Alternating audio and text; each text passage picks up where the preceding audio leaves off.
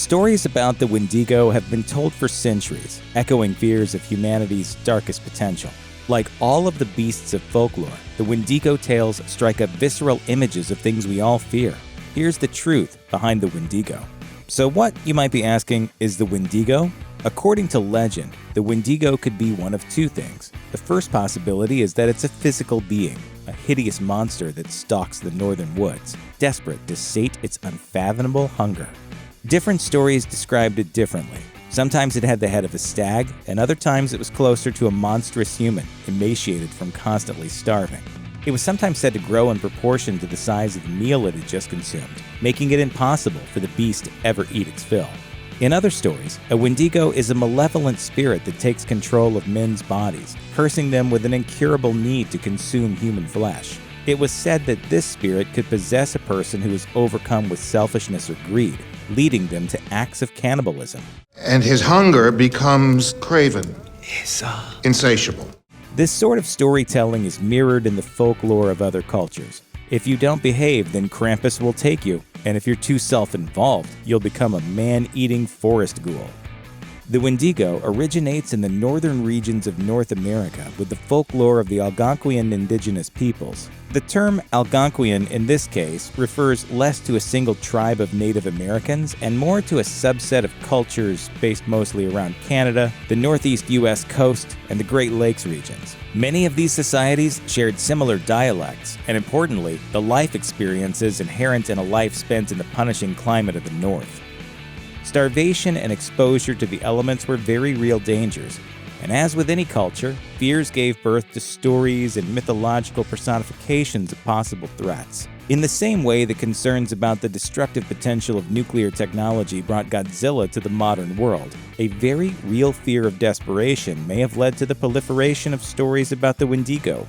Different groups had different variations on the mythos, but one thing always stayed the same: the all-consuming hunger that drove it to take the lives of the unwary. According to legends, a Wendigo is almost impossible to escape.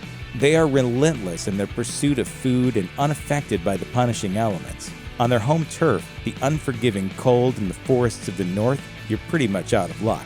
Some sources say you're no better off if you make it to shelter, since the Wendigo, like the humble velociraptor, has no trouble opening doors.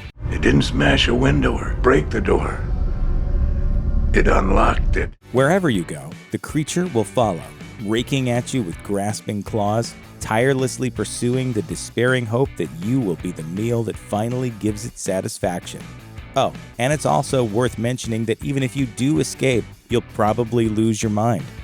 Every so often, a mythological creature will become so iconic that a medical condition will be named after it. The chimera lends its name to genetic chimerism, in which an organism has more than one set of DNA. We get the word phobia from phobos, the Greek personification of fear.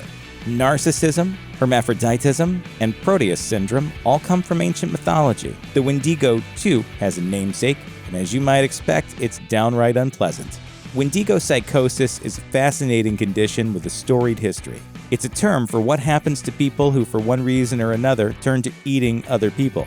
Shock factor aside, it's especially eye-catching in that it isn't necessarily a result of being desperate for food.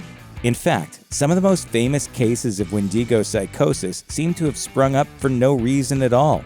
Whether it's an actual psychiatric condition or the result of culturally embedded fears taking hold of people is a matter of debate, but the stories are gripping.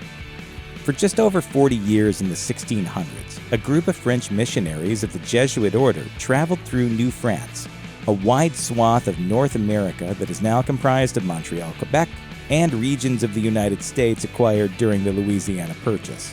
On this mission, the men of the cloth interacted with the indigenous people, hoping to spread Catholicism. They published stories of their encounters in a series of books called the Jesuit Relations, which they used to spread word of their work and attract financial backing. In a particularly horrific passage, the Jesuits described the ill fate that befell a group of men they were supposed to meet. Reportedly, they had been overcome with a mysterious psychosis, which they described in detail. They become so ravenous for human flesh that they pounce upon women, children, and even upon men like veritable werewolves and devour them voraciously, without being able to appease or glut their appetite, ever seeking fresh prey, and the more greedily, the more they eat. The account continues, and we're told that the afflicted men had to be executed as this was the only cure for their condition. It's one of the first Western accounts of Wendigo psychosis in action, and it's also tied with every German fairy tale for the worst bedtime story ever written. According to the Edmonton Journal, a man known as Swift Runner was generally well-liked for a while.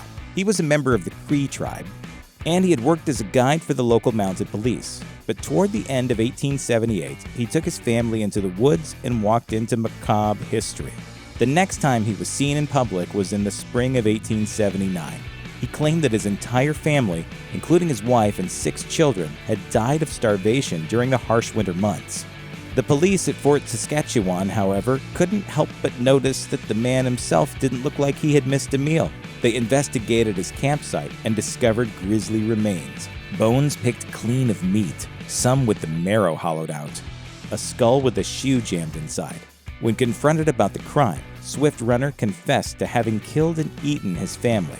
Swift Runner's story went on to become the go-to example of Wendigo psychosis, since it's believed that he had ready access to means of survival besides slaughtering and consuming his entire family. The full truth will probably never be known, and the world's most famous Wendigo was executed in late 1879 in Alberta's first government-sanctioned hanging. In the late 19th and early 20th centuries, there was a member of the Sandy Lake First Nation whose name translated to "He Who Stands in the Southern Sky." Known to the Europeans in the area as Jack Fiddler, he was a shaman, a holy healer with a particularly sought-after skill set. Jack could fight Wendigos. Jack claimed to have stopped as many as 14 Wendigos in his life. His method? Euthanization. When people felt the curse of the Wendigo beginning to overpower them, they would send for the holy men to end their misery before they could do any real damage, safe being better than sorry. As it was the turn of the century, tribal traditions were beginning to go by the wayside. When the Canadian government got wind of a mystical cannibal fighter, they didn't put much faith in the idea of spiritual medicine by way of execution. Mounties were sent to investigate and discovered a woman who had been strangled to death in order to pull the people-eating spirit out of her. Jack and his brother were arrested for murder.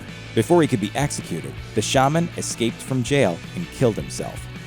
If you're one of the millions of people across the world who love Stephen King movies and novels, you're probably aware that the Wendigo plays a pivotal role in one of his most famous horror stories. In Pet Sematary, an upper-middle-class family moves into a big, creepy house in a small Americana town, which is what usually happens to upper-middle-class families in horror movies.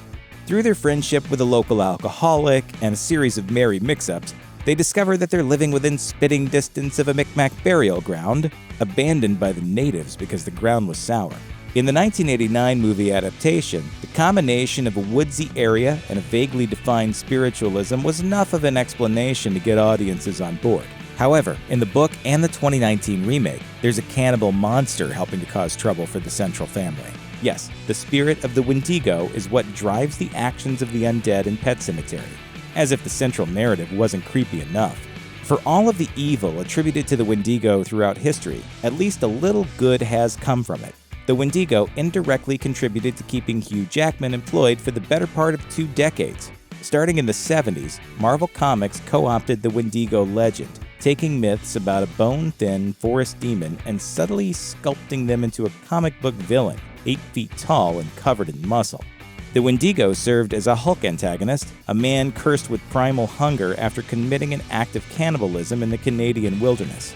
It was during a Hulk vs. Wendigo smackdown that Wolverine made his first appearance. The scrappy little superhero still had a significant amount of rebranding to do before he would become a household name. Still, he managed to down the Wendigo without using any silver at all, which must have taken some effort. So there you have it. The Wendigo is technically part of the same universe as Iron Man.